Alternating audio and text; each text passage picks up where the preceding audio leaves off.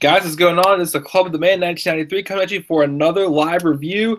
Tonight, I will be reviewing tonight's episode of NXT. It took place, of course, at Full Sail University down in the Performance Center in Orlando, Florida. And I was not disappointed at all. I felt we had a solid episode tonight from the developmental brand as I expected. Nothing too major happened, but we had development happen in this episode, unlike SmackDown Live last night, which there was nothing at all that felt like it mattered.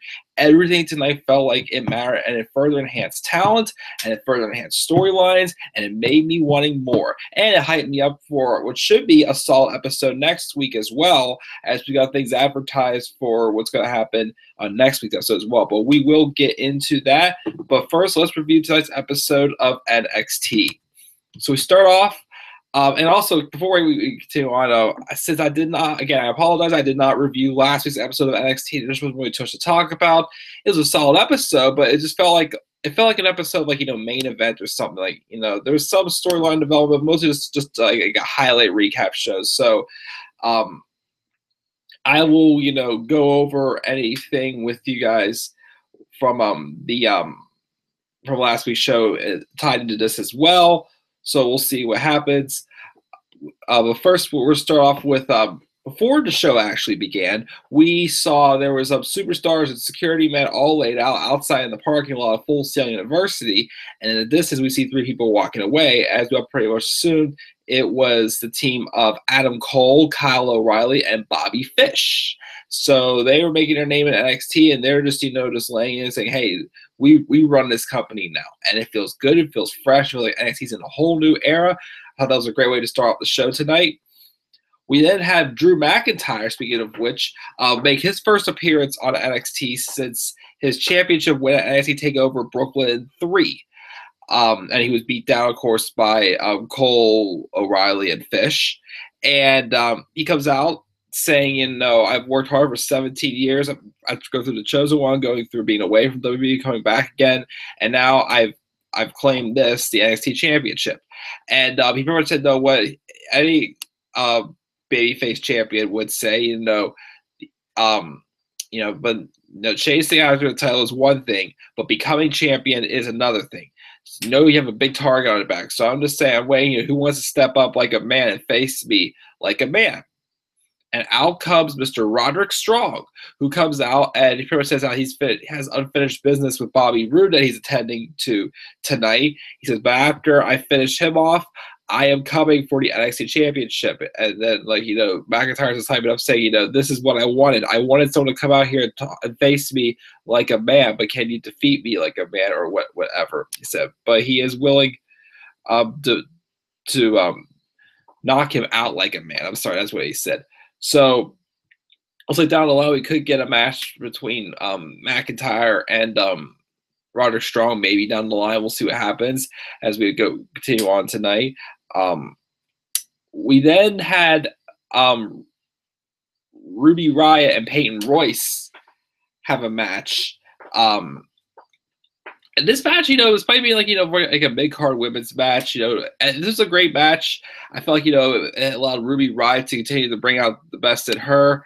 And then I felt as well that, it made the iconic duo of Peyton Royce and Billie Kay look strong, because I believe last week they did face off against, she faced Billie Kay, or was it 2 weeks ago she faced 2 weeks ago she faced Billie Kay. Last week, iconic duo, I felt that something, but I can't remember what it was last week. But I know Ruby got the win over Billie, but this week, she took out both Peyton and Billie. But then later in the match, Peyton pulled on the ring apron as a distraction with the referee. Ruby was knocked out of the ring and it hit with with Billie Kay's big boot. I forgot what that move is called, something K. I can't remember. Got in there, and Peyton Royce was able to hit the fisherman's suplex for the victory. So, kind of 50-50 booking, but I thought it was a strong match.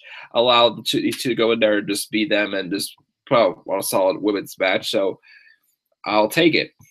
We also had a couple advertisements, a couple backstage segments tonight. First, I believe, was a segment from last week with Bobby Roode talking about how he's going to make SmackDown Live glorious, but he doesn't leave NXT without unfinished business. He says first he wants to take care of Roderick Strong, who blew him that kiss last week, and because after he defeats Strong, he's going to go after Drew McIntyre to get his NXT Championship rematch, and then he will go on to make SmackDown Live glorious.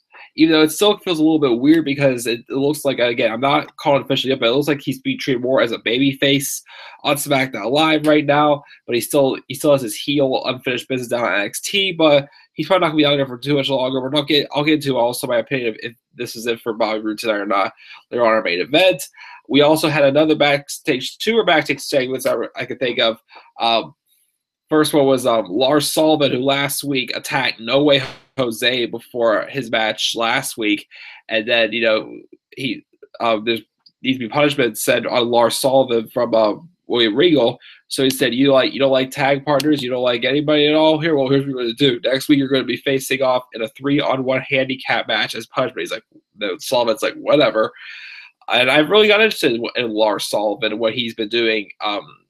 Constantly being on his tag partners, making him into a monster, saying no one messes around with me. I'm here to make a statement, blah, blah, blah. So I look forward to seeing what happens next week with that. We also had Cassius Ohno making an appearance for the first time since he was injured in his match against Hideo Itami when Itami solidified his heel turn back on the match they had back in late July. And he said that, I'm good again. He says, I would like to get my hands on Hideo Itami, though. And Regal said next week you will be facing Hideo Itami in a match again. And Ohno says, but he might try to pull the same tactics he did last week. So I asked for one request, Mr. Regal. Make a no disqualification. He said, whatever you want, sure. So next week we're also be getting Hideo Itami and Cassius Ohno in a no DQ match. And also now next week, Asuka is going to make her first appearance since TakeOver Brooklyn 3, talking about her future, which for those of you who've read the spoilers, we know what's going to happen, but I won't get into it tonight. We'll get into that next week. And also, we have Andrade Cien Almas next week going to be taking on Cesar Bonino, whatever the heck his name is. I'm sorry, I forgot what his name is. In a rematch for these two since Cesar beat him in a few weeks ago, a surprise upset. Actually, let me see here. Let me see if I can find the name of this dude. It's on the main roster. I know it's like Cesar Bonino or something like that. I'm so sorry I'm butchering this name.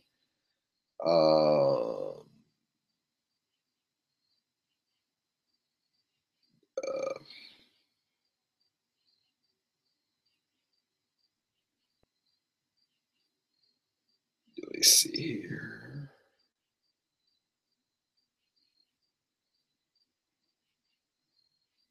Man, where was this? I'm trying to remember. I'm so sorry to hold this up here, guys.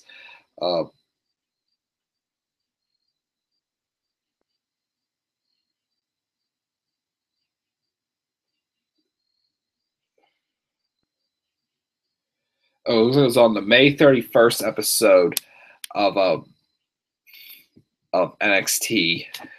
We'll look at the results real quick. NXT May 31st, 2017. This was the episode where Tommaso Ciampa explained his turn on Johnny Gargano. Cesar Bononi. Cesar Bononi is his name. Okay, yeah, that's what it is. So he'll be facing off him next week in a rematch. So that was all the matches that we announced. That's for next week. We also had a kind of a little bit like a squash match tonight with Heavy Machinery facing off against two local jobbers. It was meant to make Heavy Machinery look stronger, and I definitely look forward to them eventually taking the NXT Tag Team Championships. And then we got to our main event, which was Roderick Strong versus Bobby Roode, and what I thought was a really solid match. Probably one of Roderick Strong's best matches on NXT, I'd say. Match started off with Bobby Roode saying, this is always going to be my NXT, and he just trashed Strong the whole time. There was a time where Bobby Roode actually did hit the glorious DDT on Roddy, but Roddy had his foot on the rope, similar way to how Roddy almost won the title months ago in their NXT Championship match, and but Roddy reversed the psychology on him this time, and then that's when Bobby was getting in his face, saying, calling him like trash him, saying, "You're never going to be as good as me. This is my NXT." And yes, Robbie, Adam Cole, baby, definitely. That sparked the fire when you just start trashing him, saying you're not as good as me. He says, "It's always going to be my NXT," and he says, "You're an embarrassment to your family and such." And we all know that Roderick Strong is in this fighting for his family and such. And that's what lit the fire in Roderick Strong. Roderick fired back after Bobby Roode slapped him. He hit him with a couple of knees, and then he hit him with that vertebrae backbreaker. He hit one cross chain one more time. He does it a second time, but before he did it, he blew Bobby that kiss. And that got Roderick Strong the victory over Bobby Roode. A nice solid victory here. I think it's going to give Roddy a lot of momentum if he is going to get an NXT Championship match eventually with Drew McIntyre. And this makes me question also, was this possibly Bobby Roode's last match at NXT? I mean, he does have a rematch for the NXT Championship that I'm sure in reality, I feel like he wouldn't want to pass up on. But if the way this match was with it felt like it was Bobby's swan song in some way, with him saying how this is always going to be my NXT, or is he going to just move up to the main roster and not worry about the NXT Championship match tonight? I don't know. We'll have to wait and see. To me, it felt like this may have been it for Bobby Roode, but we're going to see if Bobby comes back around, even though Roddy did beat him tonight, technically give him more momentum than Bobby Roode. In the live chat, Robbie says, "Hey, Mike, was it me or did Ruby Riott look a little like Paige now that she grew her hair a little bit longer?"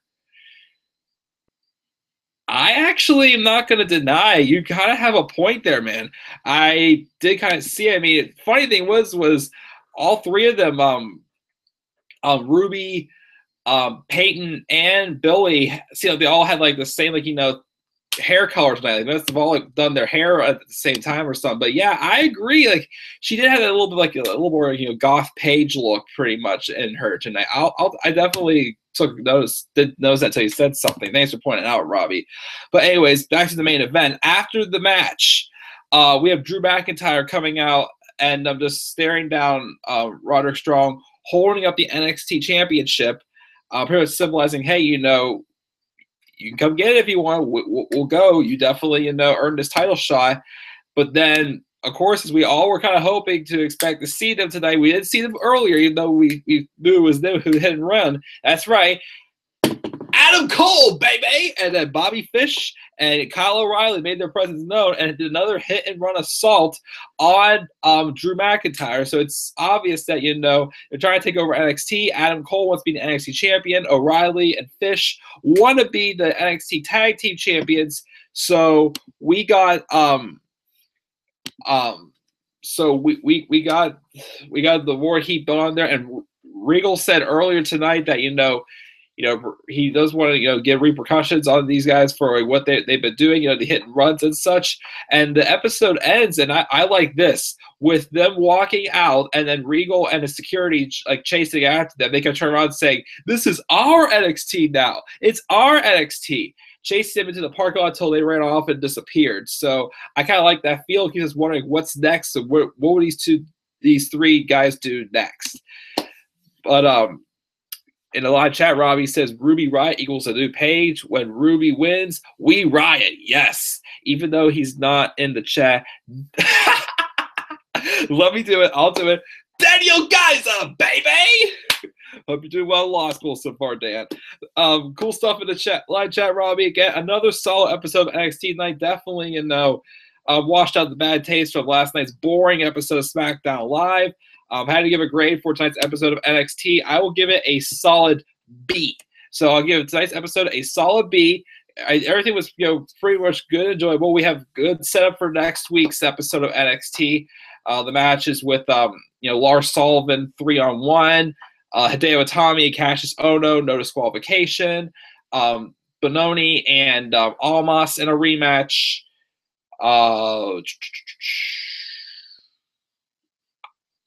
Asuka is going to be live for the first time since her match at Takeover Brooklyn 3.